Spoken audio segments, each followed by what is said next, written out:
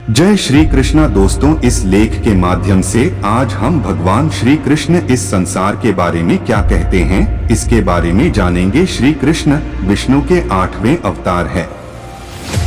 वे कहते हैं कि मैंने ही इस सृष्टि की रचना की है, मैं ही इसका पालन पोषण करता हूँ और मैं ही इस सृष्टि का विनाश अर्थात अंत करता हूँ। जब जब संसार में धर्म की हार होगी और अधर्म की विजय होगी, तब तब मैं इस संसार पर अवतार लूंगा।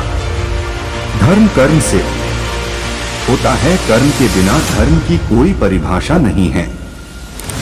हमारी आस्था की परीक्षा तब होती है जब हम जो चाहे वो हमें न मिले और फिर भी हमारे दिल से प्रभु के लिए शुक्रिया ही निकले।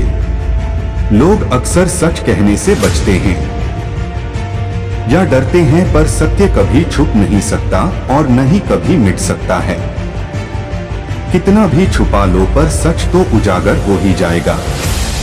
अहंकार से इंसान की प्रतिष्ठा, वंश, वैभव तीनों ही समाप्त हो जाते हैं।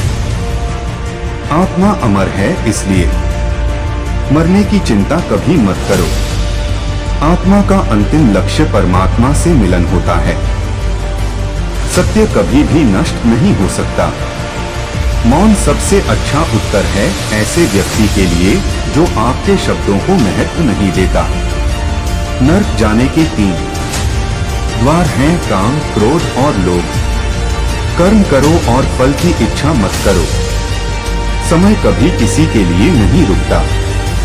व्यक्ति जो भी चाहे वह बन सकता है, भी वह विश्वास के साथ इच्छित वस्तु पर लगातार चिंतन करें। मन की हलचल, होश, सांस और भावनाओं के माध्यम से भगवान की शक्ति सदैव तुम्हारे साथ है। शांत रहने से सभी दुखों का अंत हो जाता है और शांत मन मनुष्य की बुद्धि को शीघ्र ही स्थिर करने में और परमात्मा से मिलन करने में सहायता करती है। जो बात सच पर आधारित होती है उसे कहने, करने और मानने से हमें कभी नहीं डरना चाहिए। प्रेम सदा ही माफी मांगना पसंद करता है और अहंकार सदा ही माफी सुनना पसंद करता है। एक बार किसी को माफ करके अच्छे बन जाओ, लेकिन दोबारा उसी इंसान पर कभी भरोसा करके बेवकूफ ना बनो।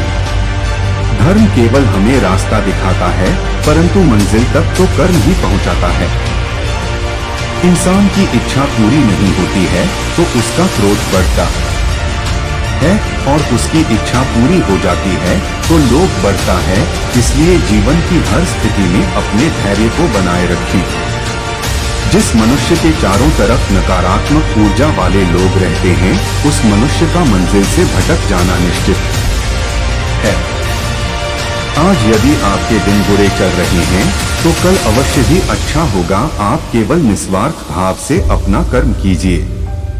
जो मार्ग ईश्वर ने आपके लिए खोला है उसे कभी भी कोई बंद नहीं कर सकता है। मनुष्य का जीवन केवल उसके कर्मों पर आधारित होता है। वह जैसा कर्म करता है उसका जीवन वैसा ही हो जाता है। जीवन में आधे दुख इस वजह से आते हैं क्योंकि हमने उनसे आशाएं बना रखी है जिनसे हमें नहीं बनानी चाहिए थी।